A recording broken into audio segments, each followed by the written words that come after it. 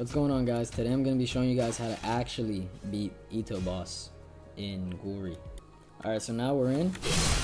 So what you're going to need is at least 2 to 3 people minimum. You can do it with more, but you cannot do it solo. So for this method, you're going to need someone to go up to Ito. The closest person to her is who she aggroes on. And then you're going to have the other person, or the other 2 people, stand behind her and spam M1 just like my 2 friends are doing right now behind her. So I'm going to be standing right in front of her. I'm going to parry all of her moves. It's whoever's closest to her that she aggroes on and spams her moves. So all of her moves are parryable except for the slam where she jumps in the air.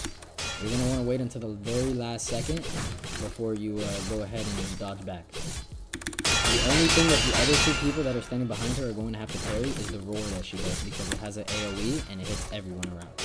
But that is the only move they have to parry. Besides that, they can brain deadly sit there and just spam M1. You're just going to go ahead and parry all of her attacks super quick if you have 2 to 3 people.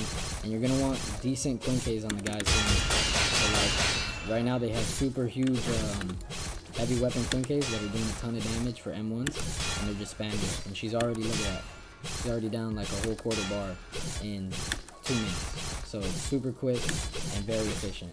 This is probably the best way to fight Ito in a big group of, well, not even a big group, in a small group of people. And when I do it with 2 people, it takes about 10 minutes. When I do it with 3 people, it takes like 6, maybe 5. It all just depends. Then whenever you get low, you're going to want to do this thing where you back up into the rocks behind, like those over there for instance, and you're going to want to stand behind them, and you're going to do the rest emote by hitting T and clicking on relax. So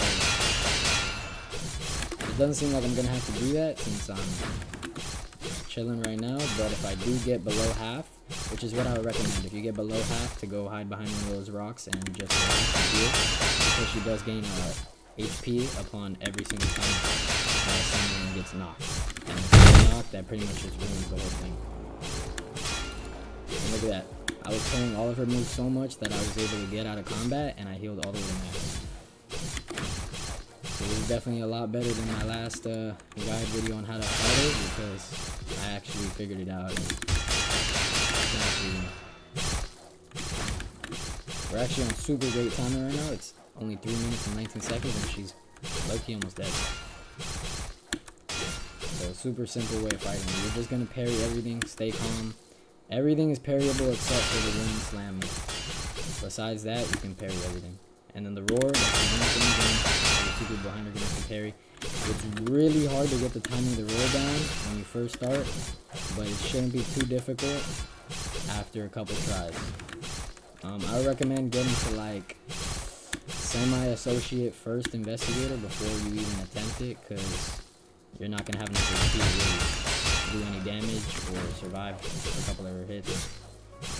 And don't get discouraged if it takes you a while, because it took me maybe 5 Itos before I was able to consistently do this.